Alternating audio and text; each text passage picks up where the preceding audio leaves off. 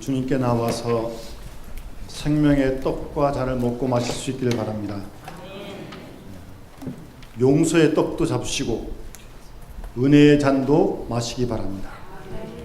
그래야 이 장마철을 이길 수 있습니다.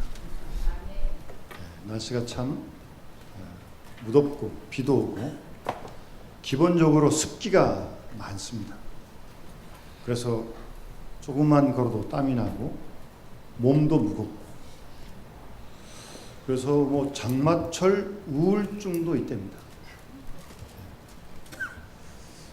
몸이 좀 무겁다고 그랬을 때 장마철에서 그렇구나, 그렇게 생각하시면 됩니다. 여러분만 그래 다 그런 거니까요.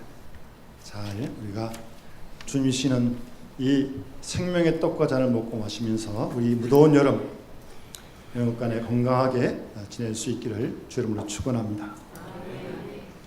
오늘은 우리 교회학교 교사 주일로 지킵니다. 특별히 여름 행사를 앞두고 우리 여름 행사를 위해 기도해 주시고, 우리 다음 세대 어린이, 학생, 청년들을 위해서도 기도해 주시고, 수고하시는 우리 교육자들과 교사들을 위해서도 기도해 주시면 고맙겠습니다.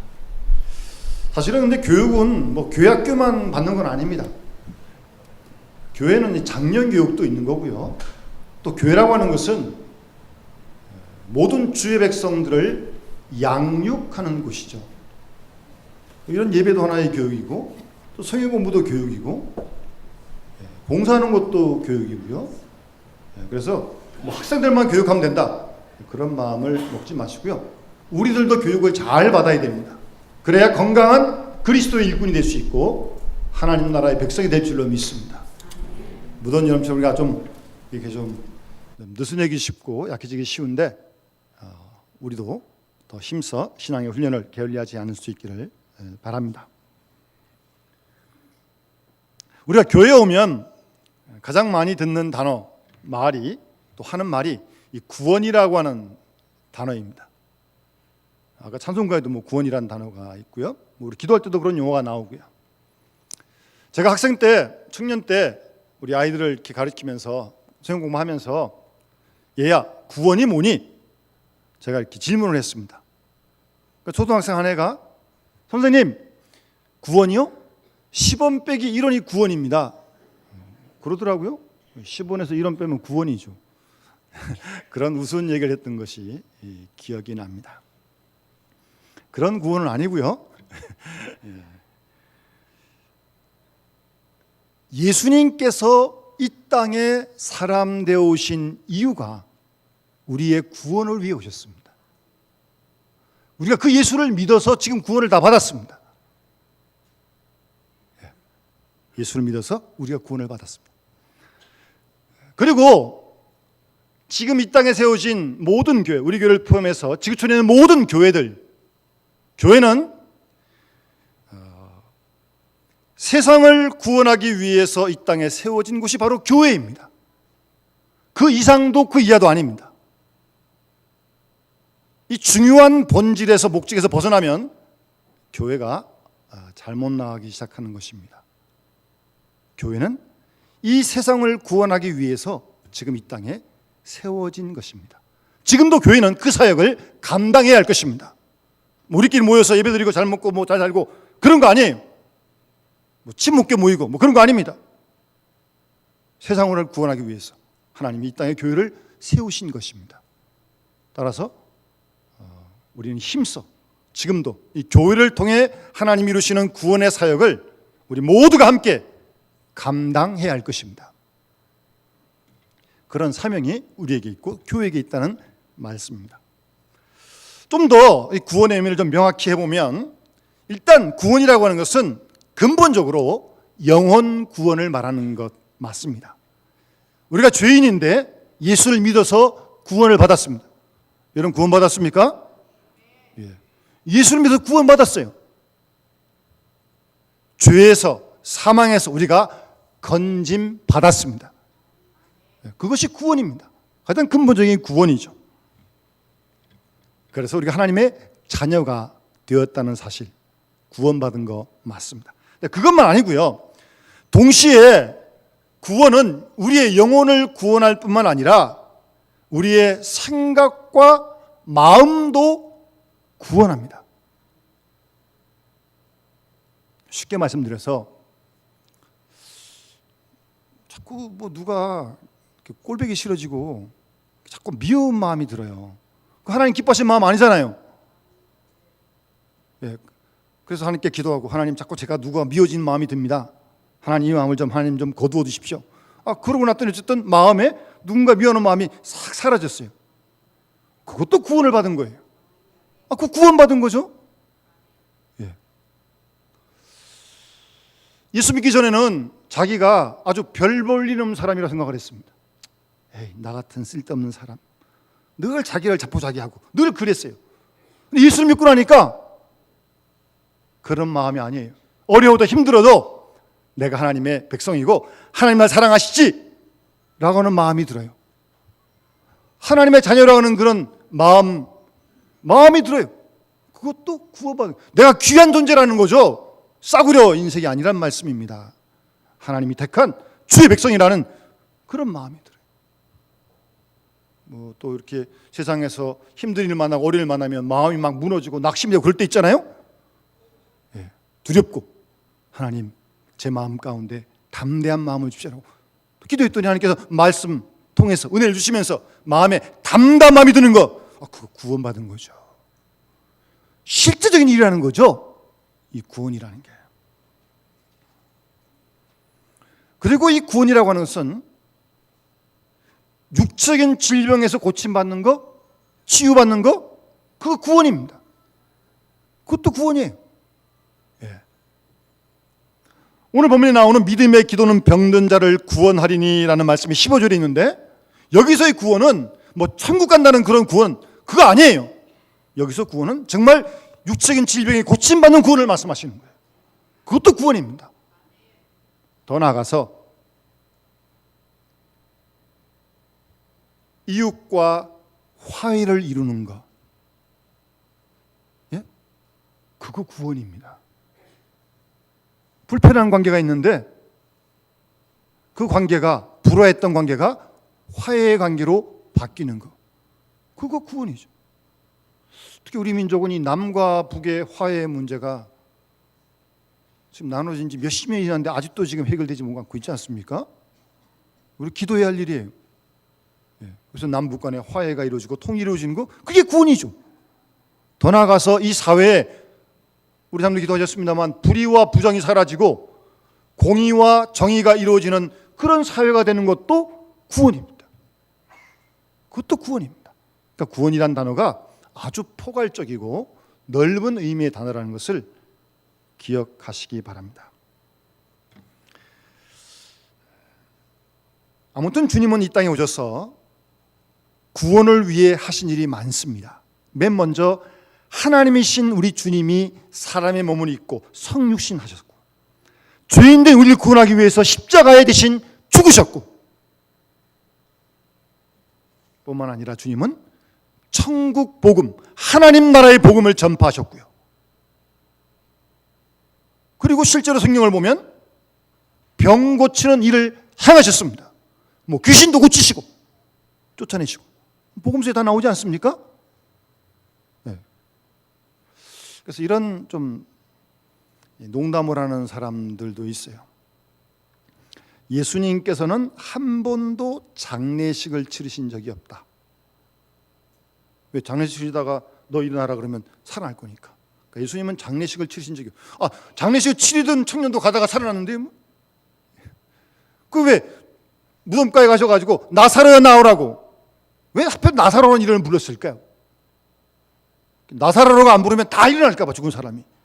그래서 나사로야 너 일어나라고 그렇게 불렀다고 하는 그런 재미난 이야기도 있습니다.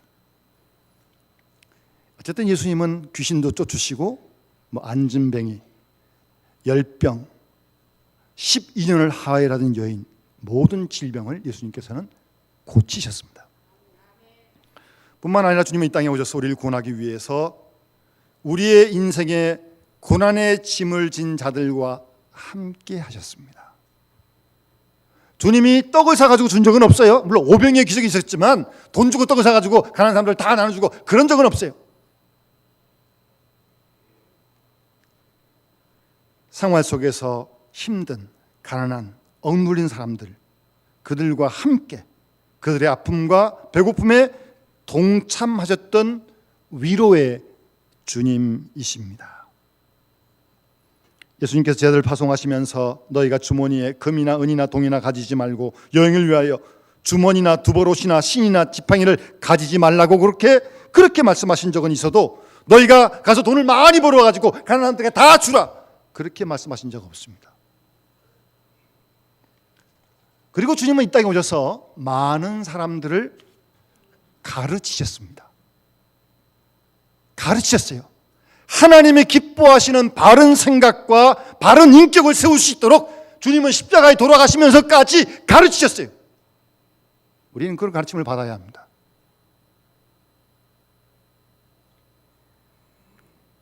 건강한 사람으로. 어떤 사람이 건강한 사람이에요? 돈 많은 사람이에요? 공부를 많이 한 사람이에요? 그런 사람일 수도 있고 아닐 수도 있는 거죠. 건강한 삶이라는 건 사람을 사랑할 줄 아는 사람이 건강한 사람인 줄 믿습니다. 그런 사람이 되도록 우리 주님은 본을 보이시면서 가르쳐 주신 거예요. 이렇게 이 모든 일들을 주님이 이 땅에 오셔서 행하셨는데 그런 모든 일들을 초대교회 성도들은 직접 본 사람도 있고 그 가르침대로 직접 초대교회 성도들은 행했던 것입니다. 교회에서 그런 일들을 행했어요. 주님이 행하신 걸 보았고 들었으니까. 그래서 초대교회 성도들은 말씀을 전파했고 복음을 전파했고 아픈 사람을 위해 기도하고 병을 고쳐주었고 또 서로 사랑으로 유무상통하는 그런 초대교회 공동체를 이룰 수 있었던 것입니다. 예수님께서 말씀하신 대로 제자들 파송하시면서 병든 자 고치고 죽은 자 살리고 문둥이를 깨끗이 하고 귀신을 쫓아내려가는 명령을 실제 행하며 살았던 사람들이 초대교회였고 초대교회 성도들이었습니다. 오늘 본문의 이 야고보 사도는 그런 귀한 역사를 보았고 또 그런 주님의 놀라운 역사를 이어가는 초대교회 공동체의 지도자입니다. 예수님의 친동생이었고요. 그런 야고보 사도가 오늘 세 부류의 교인들에 대해서 권면하는 말씀입니다. 첫 번째는 고난당하는 사람, 두 번째는 즐거워하는 사람, 세 번째는 병든 사람. 그러니까 뭐 지금도 그렇지만 그 당시에도 고난당한 사람이 있었을 것이고 뭐 즐거워하는 사람이 있을 것이고 그 당시에도 아픈 사람이 있을 거 아니겠어요. 오늘날 지금도 고난당한 사람이 있고 즐거운 사람이 있고 우리 가운데도 아픈 사람이 있지 않습니까? 그들에게 구체적으로 오늘 야고보 사도는 권면하고 있는 것입니다. 어떻게 생각하면 뭐 고난당하고 아픈 것만 문제지 무슨 즐거워하는 것까지 신경 쓸 거 있는가 라고 하는 생각이 들 수가 있어요. 그런데 그렇지 않습니다. 물론 고난당하고 몸이 아픈 거 그거 참 힘든 일이죠. 그런데요 즐거워할 때도 이거 참 조심해야 되거든요. 그래서 그 부분에 대해서도 말씀하고 있는 것입니다. 오히려 어려울 때 정상적으로 건강했던 사람이요 잘 되고 넉넉하고 형통하니까 시험에 빠지는 경우가 확실히 있습니다. 그래서 즐거울 때 있는 경우의 사람에게도 말씀하고 있는 거예요. 첫 번째 말씀하시는 대상은 따라합시다. 고난당하는 자가 있느냐? 저는 기도할 것이요. 아멘. 여러분 고난당하는 사람 있습니까? 힘든 일 있습니까? 기도하시기 바랍니다. 뭐 말 안 해서 그렇지 다 고난의 문제, 아픈 문제 다 있습니다. 겉은 다 멀쩡해도요 신방 가서 이렇게 보따리 풀면요 다 있어요. 다 있어요. 하여튼 어떤 문제가 있든지 어떤 고난이 있든지 아픔이 있든지 다 있어요. 고난을 위해서 우리 인생이 태어난 거 아니겠어요? 이 땅을 하는 동안 고난이 언제 끝나겠어요? 하나님 나라 가면 끝납니다. 오죽했으면 뭐 인생을 고통의 바다라고 그렇겠어요. 고난의 문제 누구에게나 있습니다. 그 문제가 어떤 문제든 간에 그때 기도하라는 말씀이에요. 여러분, 우리 기독교는요, 뭐 문제 없는 세상을 만들자 그런 거 아닙니다. 문제 없는 세상 어디 있어요? 언제나 문제 있는 거지. 문제와 함께 살면서 문제 속에서 행복과 문제 속에서 지켜나갈 신앙을 말씀하고 있는 거죠. 그러면서 고난당할 때 기도하라는 거예요. 고난당할 때 기도하면 고난의 뜻이 무엇인지, 왜 고난을 당한지를 알 수 있습니다. 그리고 우리는 고난당할 때 비로소 자신의 진실된 모습을 발견하게 됩니다. 평안하고 잘 있으면 자기가 제일 잘난 줄 알아요. 스스로 속고 있는 거죠. 정말 잘났어요? 아무 문제 없어요? 그렇지 않잖아요. 근데 몰라요, 그걸 잘. 그러다 고난을 당하면, 그래서 그때 기도하면 자신의 부족한 모습들을 정확하게 알게 되는 거죠. 뿐만 아니라 우리는 고난 가운데 기도하면서 하나님의 뜻을 알게 됩니다.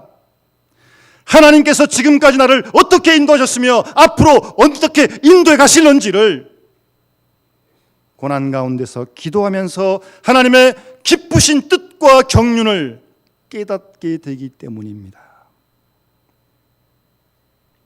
그래서 시편 119편 시인은 고난당한 것이 내게 유익이다라고 그렇게 말씀하고 있습니다. 고난당한 게 유익이래요. 왜요? 고난을 통하여 주의 율례와 말씀들을 배우게 되었기 때문에 고난당하는 게 내게 유익이다, 그렇게 간증하고 있는 겁니다. 그리고요, 고난을 당하면 세상이 다 한 줄 알았는데 그게 아니라는 사실을 깨닫게 되죠. 예? 고난을 당하면 세상께서 다 한 줄 알았어요. 이게 내 건 줄 알았고 내 마음대로 할 줄 알았어요. 그런데 고난당하면 그게 아니라는 사실을 깨달으면서, 뭐 우리 지지난 주간도 우리 가정들 중에서 상을 당한 가정들이 있는데, 물론 뭐 어르신들이 많이 하나님 부르심 받으셨긴 했지만, 그런 일을 보면서 나도 한번 언제인지 모르지만 이 세상을 떠나게 되겠구나 라고 하는 사실을 알게 되는 거죠. 그러면서 사람은 이 세상이 다가 아니고 영원한 하나님 나라에 대한 소망을 가지게 되는 겁니다. 고난의 때예요. 사람이 고난이 없이 이 등 따뜻하고 배부르면요, 하나님 나라 별로 관심 없습니다. 뭐 여기저 배부르고 다 좋은데 뭐 사람이 다 그렇다니까요. 그러다가 고난을 당하면 세상에 좀 멀어지게 되고 세상이 다가 아니고, 영원한 하나님 나라가 분명히 있구나 라는 걸 조금씩 깨달아 알게 되는 거죠. 우리가 예수님 말씀을 보면 이 천국에 관한 말씀이 참 많아요. 뭐 심령에게 하는 자는 복이 있나니 천국이 저희 것이며, 의를 웹벽하는 자는 복이 있나니 천국이 저희의 것임이라고 계속 천국에 대해서 말씀을 많이 하시는데, 비유도 많고요. 우리가 보통 때 이렇게 평안할 때는요, 천국 별로 관심 없다니까요. 여기가 좋사오니 그러면서요. 그게 단가요? 그렇지 않아요. 그래서 고난의 때가 되면 하나님 나라를 조금이라도 그래도 바라보게 되고, 어려움 속에서 기도하면서 우리는 궁극적인 관심을 가지게 되는 것입니다. 기도할 때 고난 중에 하나님의 관점에서 모든 일을 바라보게 되는 겁니다. 그래서 고난당한 자가 있느냐, 기도하라고 말씀하십니다. 기도하세요. 기도하세요. 두 번째, 즐거워하는 자들에게는 찬송하라고 말씀하십니다. 따라합시다. 즐거워하는 자가 있느냐, 저는 찬송할지니라. 아멘. 찬양하라는 말씀은요, 즐거움이 있을 때, 기쁨이 있을 때 하나님을 기억하라는 말입니다. 즐거울 때요, 기쁠 때요. 뭐 기쁠 때 당연히 하나님 생각하지. 정말 당연히 하나님 생각하세요? 이 즐거우고 기쁠 때요, 엉뚱한 데로 빠진 사람이 있어요. 어려울 때는 안 그랬는데 즐겁고 기쁠 때 시험에 든 사람이 있다니까요. 하나님 잊어버리고요. 그래서 기쁠 때, 즐거울 때 하나님을 기억하고 찬송하라고 말씀하고 있습니다. 제가 지금까지 교회를 섬기면서 한 가지 좀 안타까운 일이 있는데, 이 젊은 청년들이 청년 때 열심히 찬양대로 교사로 이렇게 봉사하다가요, 결혼을 딱 하고 나면요, 찬양대도 쉬고 교사도 쉬더라고요. 아니, 그렇게 하나님께서 좋은 가정을 이루게 해주시면 더 감사하면서 찬양대도 더 열심히 하고 교사도 더 열심히 하고 그래야 되는 거 아니에요? 근데 좀 쉬더라고요. 어쨌든 그게 좀 안타까워요. 목사로 좀 안타까워요. 여러분, 고난 가운데 기도한 사람이 있습니다. 고난 가운데 오래 찬송한 사람도 있어요. 물론 귀한 일입니다. 그런데 더 중요한 건요, 기쁘고 형통할 때 하나님을 찬송하는 겁니다. 물론 어려울 때 새벽기도 나와서 기도하죠. 근데 특별한 일이 없어도 새벽기도 나는 사람, 굉장한 사람이에요. 그 사람은. 아시겠어요? 여러분, 다윗이 사무엘하 7장에 보면 자기가 지은 왕궁 백항목궁에 거했어요.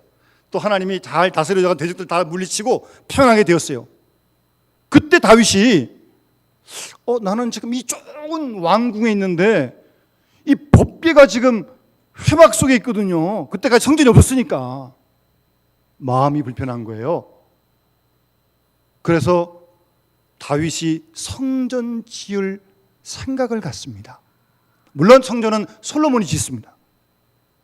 그런데요, 다윗이 자기가 평안할 때 자기는 왕궁에 이렇게 좋은 데 있는데 성전이 없었거든요.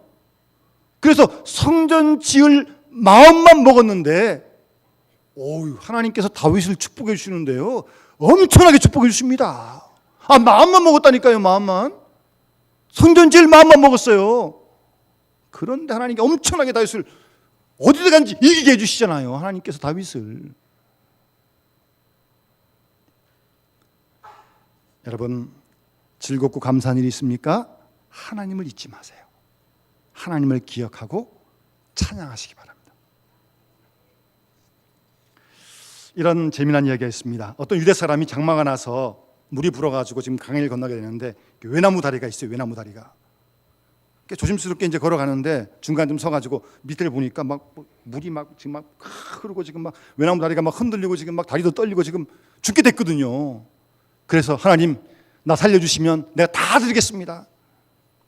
그랬어요. 그래서 하나님이 좀 힘을 주셔가지고 반 좀 더 지나갔어요. 그러고 나니까 다 드리고 갔나? 뭐 먹고 살지?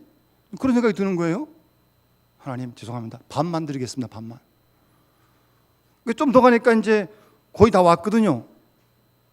그러니까 좀 아까운 생각도 들고, 하나님, 그러면 제가 4분의 1만 드릴게요. 그러다가 이제 다리가 흔들려가지고 물에 빠졌어요. 빠지면서 하는 말이, 하나님, 농담도 못합니까? 그랬다는 재미난 이야기가 있습니다. 사람 마음이요, 참 간사합니다. 어렵게 힘들 때 하나님, 나 살려주시면 내가 주를 위해서 충성을 다 하겠습니다. 조금 지나니까 조금 형편이 나아지거든요. 생각이 좀 달라지는 거예요. 사람이 참 사람 마음 모릅니다. 정말 몰라요. 즐거운 일이 있어요? 그때 하나님 기억하고 감사하세요. 그때. 세 번째, 야고보서다가 말씀하신 대상은 병든 사람입니다. 육신적으로 아픔이 있는 사람입니다. 그런데 재밌는 건 본문을 보세요. 너희 중에 병든 자가 있느냐? 빨리 병원에 가라. 그러지 않으셨어요. 뭐라고 그러셨어요? 교회 장로들, 교회 지도자를 청하라는 거예요. 병부터 가라는 게 아니에요. 이 말씀 상당히 중요한 말씀입니다. 그러니까 어떤 교회 공동체에 한 사람이 아프다. 그러면 그 아픈 질병의 문제는 그 한 사람의 문제가 아니라는 거예요. 그건 교회 전체 문제라는 거예요. 그래서 장로님들을, 교회 지도자를 불러라는 거예요. 함께 기도하라는 거예요. 중요한 사실입니다. 그 사람 개인의 문제가 아니라는 거죠. 교회 모두의 문제라는 거죠. 그래서 장로들을 청하라는 겁니다. 이게 오늘 말씀을 읽어주시는 귀한 교훈입니다. 우리가 교우 한 분이 아프면 우리 온 교우들이 주보에 내고 계속 새벽에도 기도하고 심야 때도 기도하고 계속 기도하는 거 아닙니까? 성서적인 거예요. 성경적인 거예요, 그게. 교회의 장로들을 청해서 기도하라는 말씀입니다. 여러분, 때로는 하나님께서 전체 공동체의 믿음을 주기 위해서, 전체 공동체의 정신을 차리게 하기 위해서, 또 전체로 하여금 바른 신앙에 서게 하기 위해서 어떤 한 사람을 병들게 할 수 있습니다. 그 사람이 죄가 많아서 그런 건 절대 아니에요. 그러나 하나님은 때로 어떤 자를 지목해서 그렇게 역사할 수 있다는 사실을 기억해야 합니다. 그래서 그 사람 때문에 모두가 다 기도하라는 거죠. 모두가 다, 온 교회가. 이런 가정에서도 자녀가 아프면 차라리 부모님들이 내가 아플 걸 그러잖아요. 그런 마음이 부모님 마음 아닙니까? 교우가 한 사람이 아파요, 어린아이가 아파요, 우리 모두가 다 함께 기도하는 겁니다. 그래서 장로들을 청하라는 겁니다. 우리 교우들 중에서도 지금 아픈 분들이 여러 분 계신데, 제가 참 은혜로운 말씀은 구역 식구들이 함께 합심해 기도하고요, 아픈 성도를 위해서 아침마다 문자로 말씀을 보내주고요. 얼마나 고마워요. 예? 또 필요한 좋은 어떤 음식이 있으면 아픈 식구를 위해 보내주기도 하고요. 정말 제가 그분들의 소식을 듣고 참 하나님께서 그분들에게 복을 많이 주시길 제가 기도했습니다. 얼마나 아름다운 일입니까? 예, 그와 같은 것이 교회라는 거예요. 아픈 사람이 있느냐? 장로를 청해서 함께 기도라는 말씀이고요. 그 다음 본문에 보시면 기름을 바르며 그를 위해 기도하라고 말씀하고 있어요. 여기서 기름은요, 식용유를 얘기하는 게 아니에요. 그 당시는 치료용으로 기름을 썼습니다. 그러니까 치유용 기름을 얘기하는 거예요. 그걸 바르면서 기도하라는 거예요. 오늘로 얘기하면 약을 먹으면서 기도하라는 거예요. 약도 뭐 하나님 만드신 거지, 뭐 약 먹었다고 다 낫습니까? 약을 먹으면서 하나님이 고치신 거지. 하나님이 의사를 통해서 역사하신 거지. 병원도 가고 그러는 거죠. 어떤 사람은 뭐 아픈데도 병원도 뭐 절대 안 간다고 그런 사람도 있더라고요. 왜 절대 안 갑니까? 하나님께 의사를 통해서 역사할 수 있는 거고, 약을 통해서 할 거니까. 약을 먹으면서 기도하라는 거예요. 병 낫기를 위해 서로 기도하라는 말씀입니다. 어쨌든 근데 먼저는 병원부터 쭉 달라가는 게 아니고 교회의 지도자를 초청을 하는 거예요. 그래서 온 교회가 함께 기도하라는 거예요. 그리고 약을 바르면서, 약을 먹으면서 기도하고, 서로 병 낫기를 위해 함께 기도하고. 그래서 믿음의 기도가 병든 자를 구원한다, 치료한다는 말씀이에요. 성경을 잘 보면 예수님께서 모든 이루신 치유 역사를 보게 되면 믿음을 통해 역사하시는 거예요. 12년을 하혈하던 여인이 예수님 옷자락만 만져도 병원 나가는데 안 났어요. 돈도 다 탕진하고 없어요. 옷자락만 만져 낫겠다는 그런 믿음을 가지고 딱 만졌더니 12년 하혈하던 혈류근이 딱 말랐어요. 내 믿음이 너를 구원하였으니 따라 평안히 가라라고 주님 말씀하십니다. 믿음이 역사하는 거예요. 믿음이 고치시는 거예요. 믿음입니다. 본인의 믿음과 주위 모든 사람들의 믿음의 기도가 병든 자를 구원하시는. 성경을 잘 보면 예수님께서 환자에게 병도 고쳐주시지만 그 믿음을 자꾸 키워주시는 거예요. 계속 믿음을 키워주세요. 그러니까 마지막 말씀은 내 믿음이 너를 구원하였다. 주님 그렇게 말씀하시는 겁니다. 오늘도 우리의 믿음을 통해서 주의 치유 역사가 이루어진 줄로 믿습니다. 그래서 우리가 기도하는 거 아니겠어요? 교회 알리고 약도 먹고 그 다음에 믿음으로 기도하는 거예요. 그리고 서로 기도하는 거예요. 따라합시다. 병 낫기를 위하여 서로 기도하라. 아멘. 한 사람을 위해서 합심해서 다 함께 기도하라는 말씀입니다. 캐더린 쿨만이라고 하는 천주교 신부입니다. 이분은 신부지만 성령 사역을 하면서 치유 사역을 많이 하는 분이신데, 여러분 이 남미 같은 곳에서 선교하신 분들 말씀 들어보면 치유 집회도 물론 많이 하고 또 사람들이 많이 모이거든요. 그런데 이분은 그런 모인 자리에서 어떤 환자가 오면 환자를 놓고서 본인도 물론 기도하지만 전체가 다 기도하도록 선포를 합니다. 근데 정말 그런 기도 가운데 하나님께서 그 환자를 고치세요. 그 현장에서. 놀라운 역사가 있습니다.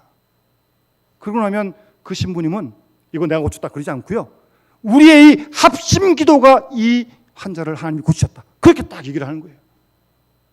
병 낫기를 위해 서로 기도해야 합니다. 함께 기도해야 됩니다. 합심 기도해야 합니다. 그럴 때 하나님께서 크신 치유 역사를 이루신 줄로 믿습니다. 여러분 인생에 고난을 당한 어려운 문제가 있는 식구들이 있습니까? 기도하세요. 기도하시기 바랍니다. 기도하라고 말씀하시잖아요. 즐거운 일이 있으세요? 하나님을 기억하고 찬송하시기 바랍니다. 가정 중에 식구들 가운데, 교회 가운데 병든 자가 있습니까? 먼저 교회에 구하고 온 교회가 합심해 기도하고 믿음으로 기도할 때 하나님께서 오늘도 치료하실 줄 믿습니다. 이런 역사를 우리 교회가 잘 감당해야 합니다. 우리가 구원받은 일을 감사하면서 우리 교회가 이 사회를 구하는 일에 귀하게 쓰임받을 수 있도록 계속해서 우리가 함께 기도해야 할 줄 믿습니다.